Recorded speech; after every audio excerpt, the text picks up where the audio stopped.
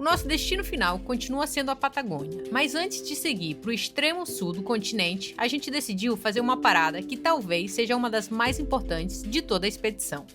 Estamos indo para Tilcara, no norte da Argentina. À primeira vista, Tilcara parece apenas uma pequena cidade cercada pelas montanhas da quebrada de Humahuaca. Mas existe um motivo muito maior para a gente estar aqui. Aqui fica um dos sítios arqueológicos mais importantes da América do Sul. Um lugar onde arqueólogos vêm reconstruindo não apenas a história de uma civilização, mas também parte da história da relação entre humanos e cães. As temperaturas que caem muito no inverno, então eles utilizam muito as pedras como um refúgio. Seca, que é pedra sobre pedra. Um processo de domesticação de 4.000 anos para fazer de um guanaco uma lhama. A subida.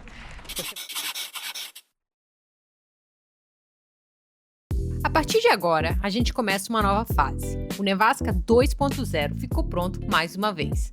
O nosso carro deixou de ser apenas transporte há muito tempo. Ele é a nossa casa, o nosso laboratório, a nossa base para explorar o mundo. Se você ainda não viu toda a transformação dele, clica no botão agora para ver o vídeo anterior que mostra cada detalhe dessa preparação. E depois de 5 anos viajando pelo mundo, a gente percebeu que ainda existia uma pergunta que a gente nunca tinha respondido. Afinal, quanto da saúde, do comportamento e da felicidade dos cães depende de quanto eles conseguem viver aquilo que realmente são? Essa pergunta nos trouxe até aqui, mas essa expedição não começa em Tilcara. Nós vamos fazer a coleta agora do cocôzinho do chope para a gente poder fazer o teste do microbioma intestinal do chope.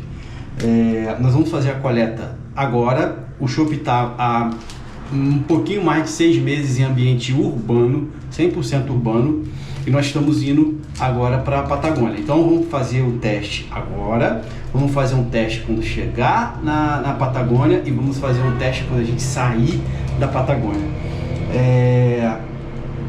A Pet Biomas, que é a nossa parceira, ela é a responsável por todo esse processo do teste, encaminhou os kits pra gente e vamos fazer aqui a coleta. São 2 tubos, tá?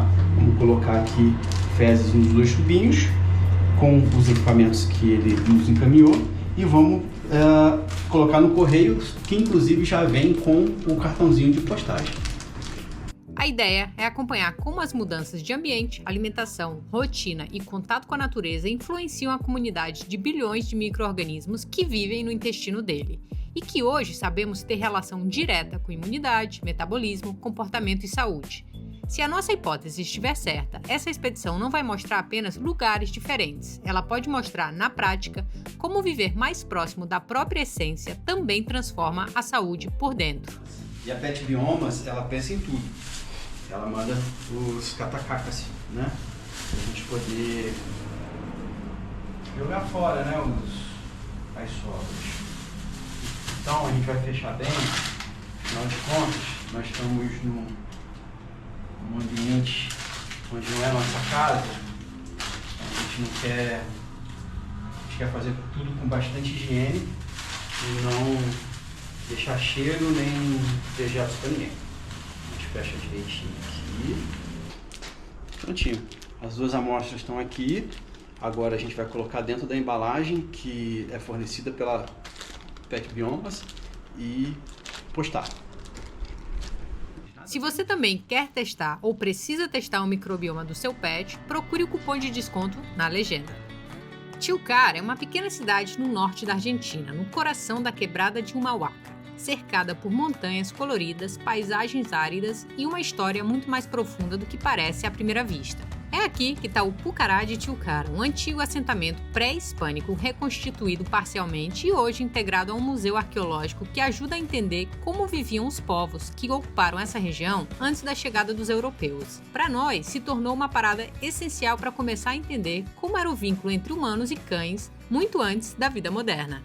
E o museu, ele traz um pouco da história dessa região como um todo. A gente está na região de Tilcara, e ele conta um pouco da região que chama Quebrada de Humahuaca, que mostra ali, ó, que é toda essa região composta por montanhas, é uma região de 140 quilômetros né? E principalmente rodeada pelo Rio Grande, que é um dos rios importantes daqui, né? Que faz toda a distribuição da água, mas é uma região importante por conta da história preservada e conservada, principalmente aqui em Tilcara. É uma história de 10 mil anos, que conta desde a época pré-cerâmica, ou seja, desde da época dos caçadores e coletores, vem as primeiras aldeias, as pessoas começaram a se assentar, os desenvolvimentos regionais, ou seja, começaram a criar sociedades, vem a ocupação inca e depois vem toda a parte indígena e aí vem toda a parte dos espanhóis. Então aqui a gente tem história contada em formato de fósseis, o próprio pucará, que é o pucará de Tilcara, é quando eles se assentam em cerros, em montanhas, a gente vai visitar, logo em seguida vocês vão ver, é um dos mais bem preservados da história. Então aqui a gente vai conseguir entender um pouco da população e, claro, dos cachorros e desse vínculo, né, humano e cachorro, de 10 mil anos é bastante tempo. Então a gente fica feliz de poder estar aqui. E olha quem veio participar do vídeo. Vem aqui, bichinho. Ai, não quis vir. Sai daí, meu credo. E tem coisas conservadas, ó. Esses jarros. Conjunto de vasilhas provenientes de contextos domésticos elaborados com técnicas de estilo de cerâmica, próprios da quebrada, utilizados para conter, preparar e servir bebidas, especialmente a xixa, que é uma bebida desenvolvida pelo milho. Essa tá quebradinha. E aí? Aqui temos uma espécie rara, um lobo selvagem, cinza. Pode ver que ele tá cinza. E aqui, apesar de não ter muita coisa sobre os cães, aqui é conhecido por ter participado em um dos maiores estudos arqueológicos para entendimento de como os cães popularam as Américas. 5 espécimes foram encontradas aqui em Tilcara. Algumas foram enviadas para a Inglaterra, para Oxford, para análise de DNA. E por isso é um local importante para nós. Essa nossa visita é importante. A gente conversou agora com o Pablo, que é um arqueologista famoso, que nos deu uma aula sobre a evolução do cão, sobre essa evolução da domesticação. Então aqui a gente vê pinturas rupestres que demonstram como era a civilização naquela época, os animais da época, processo de domesticação. Há mais de 2 mil anos antes de Cristo começaram uma série de mudanças no modo de vida das pessoas que levaram eles a domesticar não só as plantas quanto também os animais. E tem uma coisa interessante aqui, ó. Essa aqui, ó, a expansão do Império Inca. Olha só uma coisa que eu particularmente não conhecia. O Brasil, uma partezinha do Brasil fez parte do Império Inca. Isso aqui é o estado do Acre. A gente fez parte do Antissuyo. Então você vê, ó, Argentina, Chile, muito Inca. Peru, bastante Inca. Equador, bastante Inca. E eles chegaram, Bolívia também, né? A metade da Bolívia praticamente. E uma parte do Brasil. Mas eles não foram longe no Brasil. Infelizmente ou felizmente. Há quem diga por um lado e pelo outro.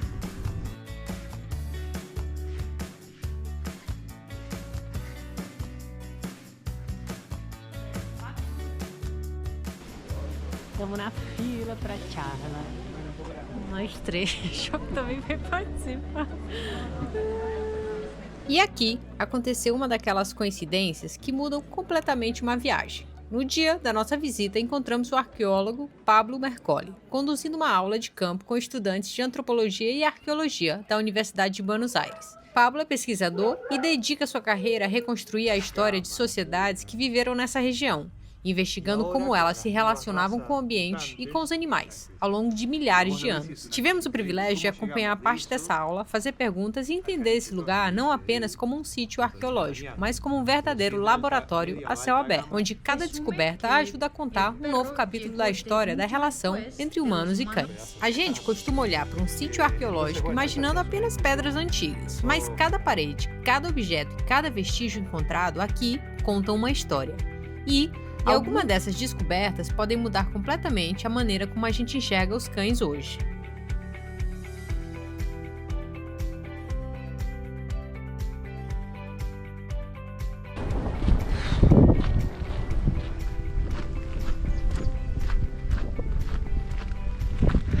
Muita poeira.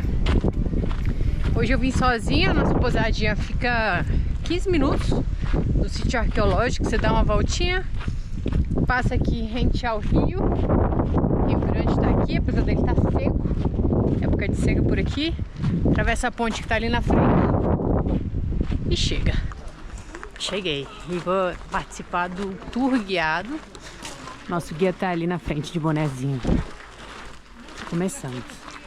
En este Pucará, para esta etapa que estaban muy enfrentados los pueblos de la quebrada, es una sobreproducción de armas. E ali estão algumas lhaminhas, e ele estava explicando aqui que as lhamas, elas são guanacos domesticados. Um processo de domesticação de 4.000 anos para fazer de um guanaco uma lhama. Ao contrário do guanaco, a lhama é muito sociável, ela é tranquila. E o guanaco já é mais territorialista, ele já é mais agressivo.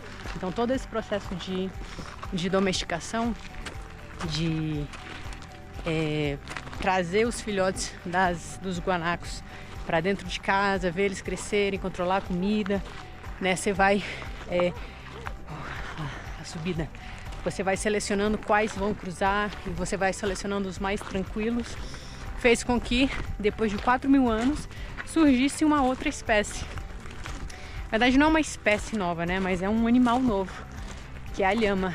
E a lhama é importante para o povo daqui porque ela é completa. Ela tem carne, ela tem lã, ela serve como transportadora de carga. Então, para esses povos daqui, ela foi muito importante.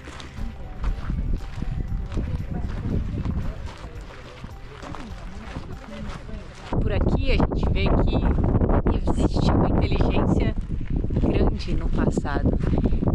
O nosso Luiz, o guia, ele estava comentando que aqui foi construída não só para defesa, ela é no alto, mas ela também está estrategicamente posicionada para os intercâmbios que se faziam.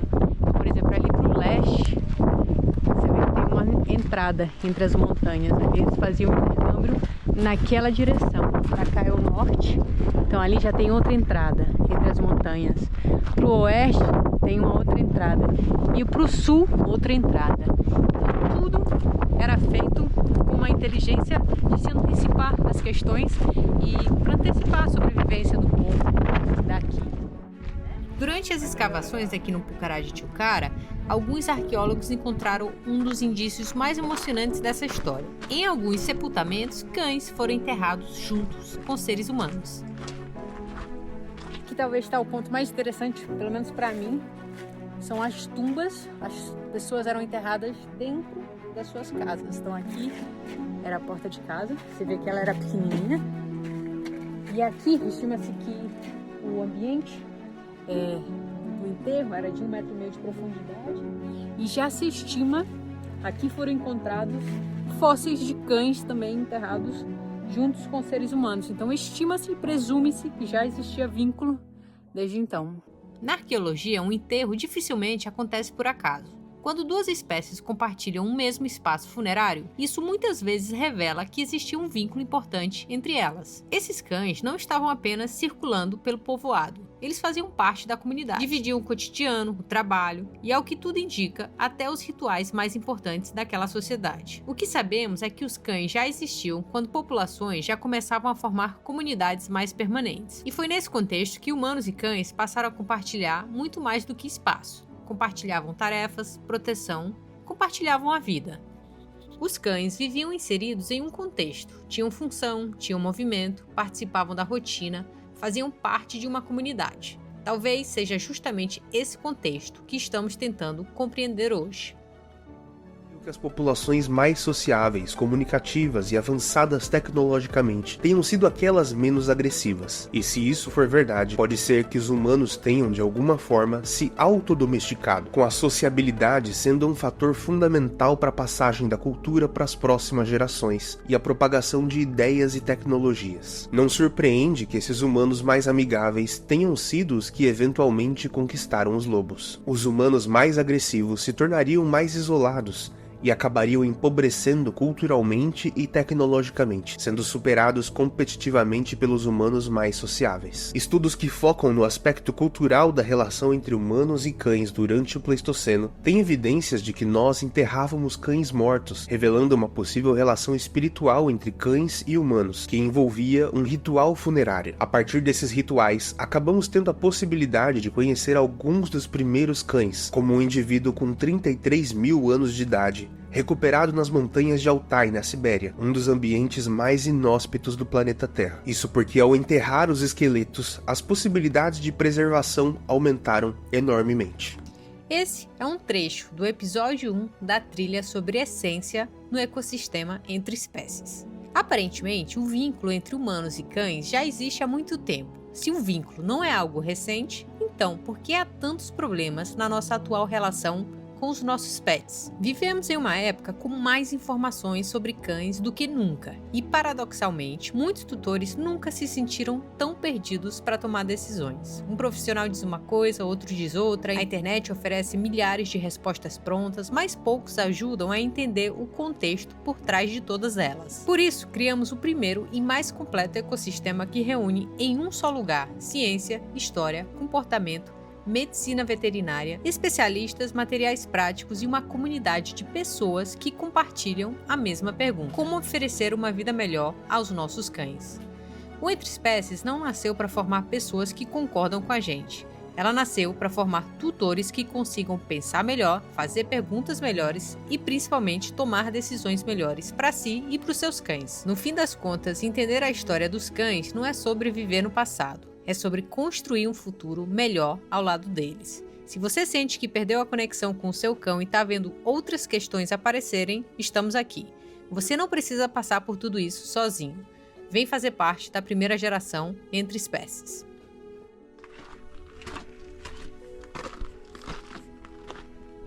E tudo isso é patrimônio natural da humanidade.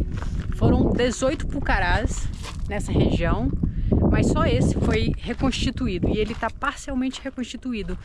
Estima-se que tinham 600 vivendas, né, que eles chamam, 600 casas ou lugares construídos, e eles conseguiram reconstituir 60 delas, então você vê que ainda é pouco. E essa técnica chama pilca seca, que é pedra sobre pedra, e ainda se utiliza isso por conta justamente da temperatura, do clima inóspito por aqui. Aqui tem muito a questão do sol, das temperaturas que caem muito no inverno. Então eles utilizam muito as pedras como um refúgio. E esse estima-se que foi o pucará mais importante, não só pela localização dele, pelo tamanho, pela extensão que ele tem, mas também pelo que ele representou em termos de resistência à Espanha, né? As colônias espanholas, quando elas chegaram aqui. Então, por exemplo, eles tiveram que refazer a capital em Jujuy 3 vezes, porque esse pucará conseguiu destruir a capital 3 vezes antes deles conseguirem se estabelecer 100%. E olha que legal é a vista, realmente é uma inteligência diferente, porque você imagina 10 mil anos de história e a gente acha que não existia tecnologia, que não existia inteligência, mas aqui tudo era possível. Aqui, atrás do Rio Grande, vim de lá. Olha que ambiente legal, bonito. E volto com uma reflexão, principalmente com base no que o guia nos trouxe. A comunidade de Tilcara, ela existiu antes dos Incas chegarem. E antes dos Incas chegarem, ela funcionava sem um chefe, sem um rei, sem um presidente. Não existiam hierarquias. A cultura de engenharia social era toda baseada no certo e principalmente na reciprocidade. Então a comunidade ela funcionava porque eu vou fazer o certo, porque eu acredito na reciprocidade. Eu não vou fazer o errado porque eu também acredito na reciprocidade.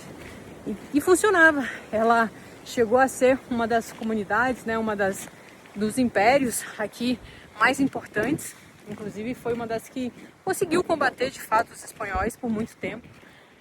E funcionou sem presidente, sem rei, sem um grande imperador. Simplesmente com base na reciprocidade. Então a gente vê que exemplos como esse mostram que é possível o ser humano conviver em harmonia, de forma pacífica, funcionando em sociedade, sem ter alguém mandando nele, né? É legal ver esses exemplos.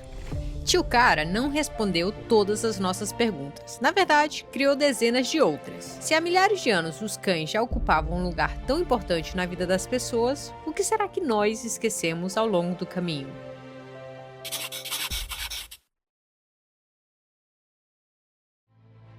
Nossa expedição está só começando e no próximo episódio vamos continuar seguindo as pistas que a história deixou para entender melhor os cães que vivem ao nosso lado hoje. Seguimos pelo norte da Argentina até a entrada ao Chile.